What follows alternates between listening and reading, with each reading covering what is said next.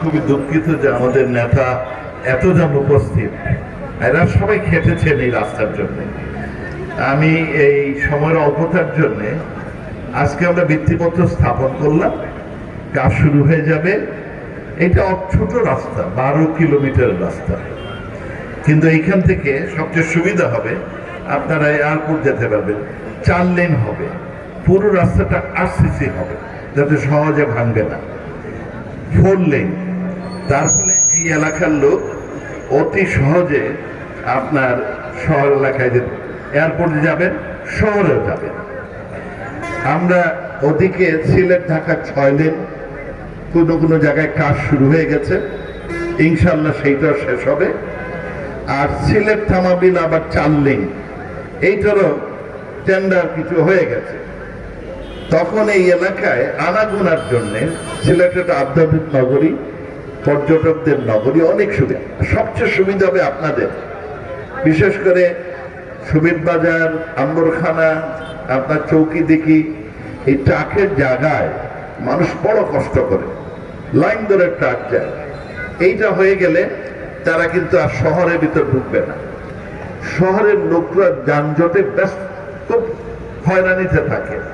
এই রাস্তাটা হয়ে গেলে শহরে আর বড় বড় ট্রাক ঢুকবে না, তারা তখন বাইপাস দিয়ে চলে যাবে। তা আমার এই আপনার বাধাঘাট, কুমারগাঁও বাধাঘাট বাইপাসটা প্রায় 728 কোটি টাকার মতো খরচ হবে, এবং এইখানে অনেকগুলো কালভার্ট হবে যাতে আপনার জলাবদ্ধতা না হয়।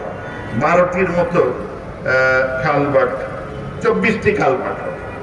আমরা আগে দেখেছি যে আমরা যখন গোলাগঞ্জ রাস্তাটা করেছিলাম, সেইখানে কালভার্টের সংখ্যা একটু কম হওয়ার সমস্যা আছে। তো এইখানে অনেক বেশি কালভার্ট হয়েছে, এবং দোয়া করেন যাতে ঠিক টাইমলি হয়। তবে আজকে আমি খুব আনন্দিত যে এই রাস্তার কাজ শুরু হলো, কারণ আমার বড় ভাই প্রাক্তন অর্থমন্ত্রী আবুল মাল আব্দুল মহিদ সাহেব 2010 সালে 2 লেন করেছিল। তারপর 2 লেনে টিকে না, তার ফলে উনি 4 লেন, তার মাঝখানে 6 লেন। এই আপনার দলাদলিতে 2 লেন, 4 লেন, 6 লেন, এই ঝামেলায় 10-12 বছর কাটলো। মাঝখানে তারা ঠিক করলেন যে 2 লেনে বেশি লাগবে না। তখন আপনাদের আমাদের সব নেতা এবং স্থানীয় নেত্রীরা আন্দোলন করলেন। তখন তারা বুঝলেন যে আসলে 4 লেন দরকার।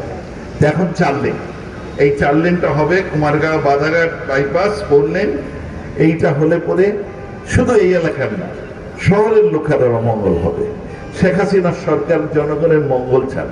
আর সুখবর হলো যে আমি এটা ওয়াদা করেছিলাম যে আমাকে নির্বাচিত করলে আমি এইটার জন্য চেষ্টা করব। আমি আল্লাহর উপর অসংখ্য অসংখ্য শুকরানা, ধন্যবাদ যে এইটা মোটামুটি। তবে দুঃখের বিষয় যে এইটা 2024 সালের জুনে শেষ হবে।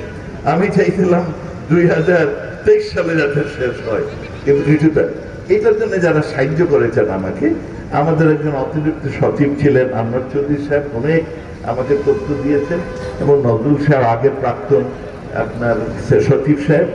আর ওই মাসে আজকে সবাই আমরা একটা ধন্যবাদ দিতে চাই।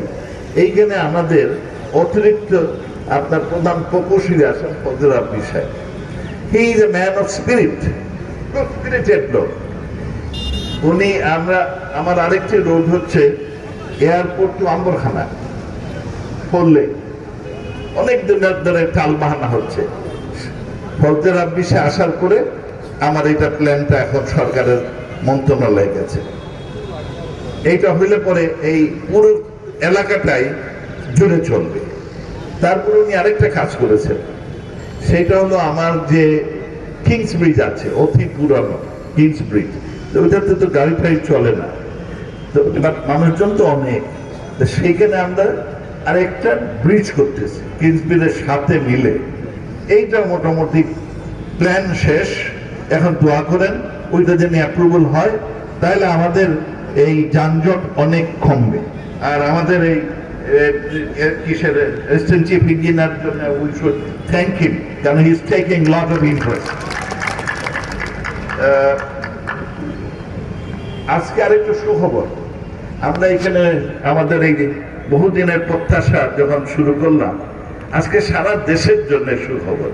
সকালবেলা মাননীয় প্রধানমন্ত্রী বাংলাদেশের ইতিহাসে সর্বপ্রথম মাটির নিচে পাতাল্লা রোড তৈরি করেছেন, উদ্বোধন করেছেন, টানেল তৈরি করেছেন। Can you believe it? কোনোদিন সবসময় মনে হয়তো বড় লোকের দেশ ছাড়া এটা সম্ভব না, শেখ হাসিনার কারণে বাংলাদেশও সম্ভব হয়েছে। সেই জন্য আমরা কি চাই? আমরা চাই শেখ হাসিনার সরকার বারবার দরকার। যদি হয় সরকারি থাকলেই উন্নয়ন হবে।